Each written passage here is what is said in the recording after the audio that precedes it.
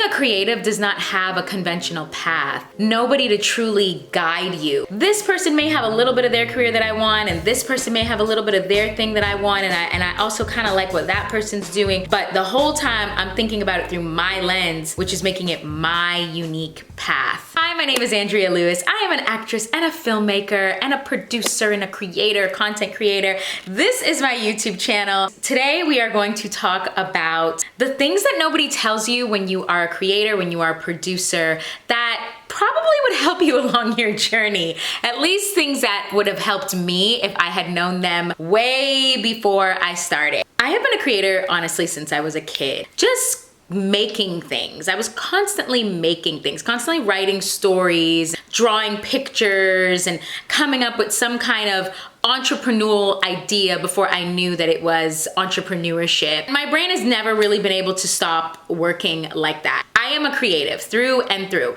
When my creativity is not being put into my career path, when that energy is not being put into my career path, it's like as if my creativity spills out on me in all these other ways. I'll be cooking, I'll be redecorating, I'll just be thinking of things that I want to do. But there's a few things that I've learned along the way that you could probably benefit from if you too are interested in producing, in content creation, but big ideas and executing and just getting your stuff out there into the world. The first being your network is your real currency.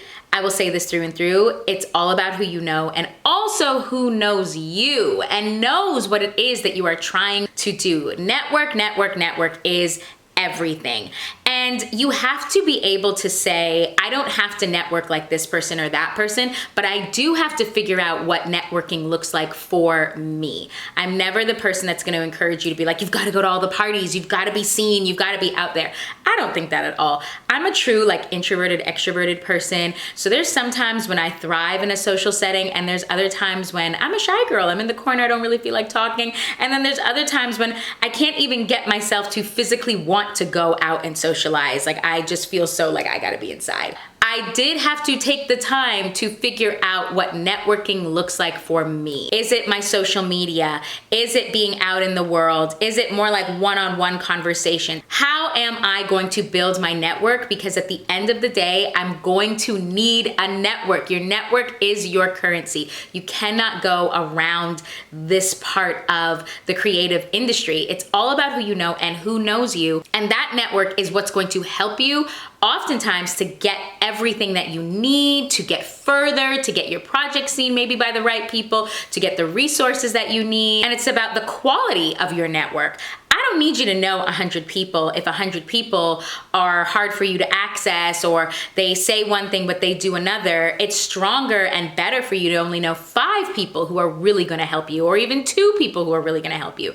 The quality is much better than the quantity, because at the end of the day, your network is your currency. So how strong is your network? Really think about that as a creative producer. Second being, the budgets will never be big enough. Honestly, there's never enough money, but that should not stop you from getting done what it is that you need to get done. Sometimes the lack of funds is what actually helps to explode your creativity, because you have to use your resources. You have to utilize what is around you. You have to think about all of the things that you have available to you, all of the people that you have available to you. Those resources is what matters more than how much money you truly have, because at the end of the day, it will never be enough. But that should not be the stopping factor for getting done what you need to get done. I cannot tell you how many times I have filmed something with $2 or $20,000 or $100,000, and there's always room for more. There's always us trying to be like, oh, I wish we had a little bit more of this, a little bit more of that, but we are still able to get the thing done with what we do have. So I always tell people this, like, I'm very scrappy as a producer because I have had to produce things with very limited funds. I made a short film a few years ago and we had no money for it, like literally $0, but we had a location, we had actors, we had film crew. Like once we started to like put our thinking caps on, we were like, oh, well, we have this, we have this, we have this. And so at the end of the day, we just need to still pay for this and this. I think we can do it. And we just went with it. And the crazy thing is, once you get started, it's like everything just kind of finds its way to you. I've had so many moments like that where I was scared and I was like, I don't know how I'm gonna do it. I don't know if I have the money to do it. I don't know where the money's gonna come from to do it, but I was determined to do it. And as soon as I put my foot forward, it's like as if everything I needed just appeared. So the money will never be enough, but that should not stop you from moving forward with your ideas. The rejection does not end, it just evolves. I am an actress, I've been an actress since I was a little kid, so I've got a thick skin for rejection, okay? I have heard way more no's than I have heard yeses in my lifetime, probably than most people, to be fair. But what I have learned is that the rejections, they don't just continue to be no's, they kind of evolve. They evolve into the like, oh yeah, reach out to me, but you don't hear anything back. Or, oh, let's circle back. Or, oh, I'm so sorry, we had that meeting scheduled, but now I'm canceling 20 minutes before the actual time of said meeting. I'm gonna say that I'm making myself available to you, but I'm not really available to you. Or, yeah, send it to me, and then they never really look at it. All that happens for you is that you learn to build that stamina. You learn to understand when there's some people that I don't have to take it personal. This is not for them. I've got to keep going. I can't wait on that person. I've got to pivot from this thing. Also, in this process, when you are getting those no's, you start to learn to trust your intuition and to think, okay, sometimes that no is necessary because it helps me to sharpen my project. It helps me to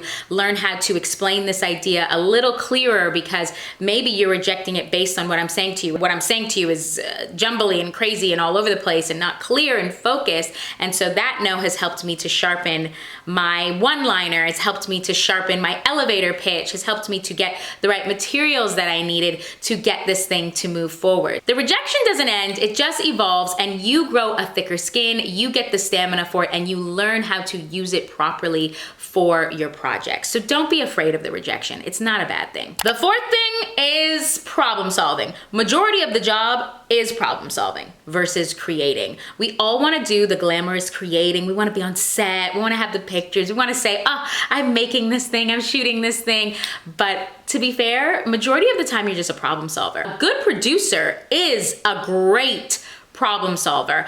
I say this even in my normal day-to-day life, that I am always solution-oriented. So if you're ever in a disagreement with me, if you're ever having a problem with me, I want to talk about solutions, not just keep going over the problem. Because my brain literally does not know how to work like that. I only know how to think in problem-solving mode, which is what makes me a good producer.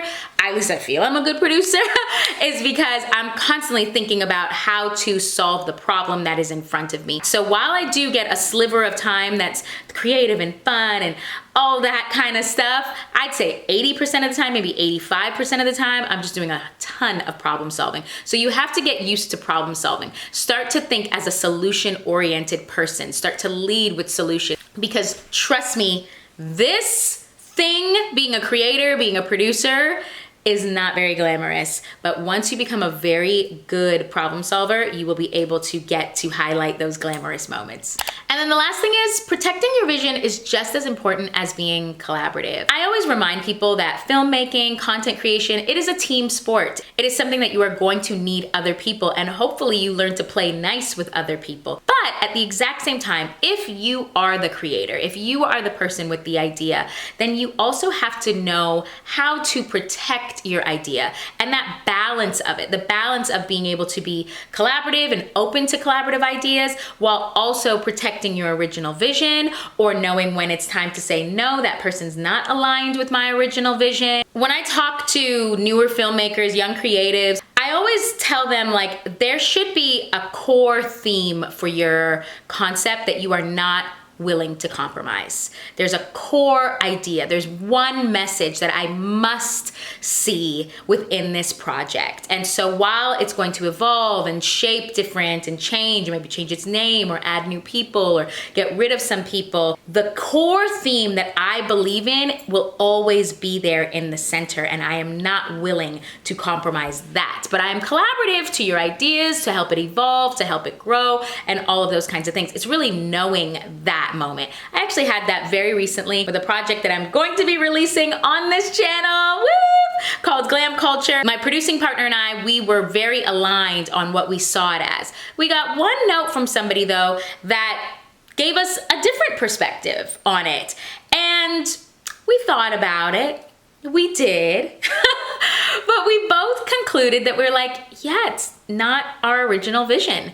And at the end of the day, while this note was great and would have worked for maybe another project that we were doing, it was not aligned to the vision that we saw for what we were making. And we knew that in this moment, we are not open to collaboration. We are sticking to our original vision, and only you will know when those moments come. Don't be so stubborn that you can't hear anybody else's POV on your idea, because that's the way that these things get made. They are collaborative. They are meant for others to come in and also take a piece of ownership for your idea and also believe in your idea just as much as you do, hopefully, and give you their creative and their insight. At the same time, if you are the creator, and hopefully you get to be in the position of the creator, because I think it's an amazing position to be in, and that you also know to stick to your intuition and to know when to stand firm on your voice and your perspective and the story that you are trying to tell, and the other times when it's time to be collaborative. At the end of the day, those are a few lessons that I wanted to share, but more than anything, I always tell people you have to do it. You just have to do it. You can't avoid the doing of the job. That's how you learn. Every single creative project that I have produced, I have learned something new. Or just the fact that I got something done that I was afraid to get done, but I had to make that step. I had to take the leap. So if you are a creator, if you are a producer, if you are somebody who's dreaming of doing this work, then you've just gotta start. That's the only way you're going to learn. But if you are somebody who is a producer, a filmmaker, a content creator, all of those cool, interesting, creative jobs, let me know in the comments below some things that you have learned that you would have loved to know at the beginning of your journey that you are sharing now. My name is Andrea Lewis. I'm an actress and a filmmaker. Thank you for watching my YouTube channel, and I will see you guys on the next one. Bye.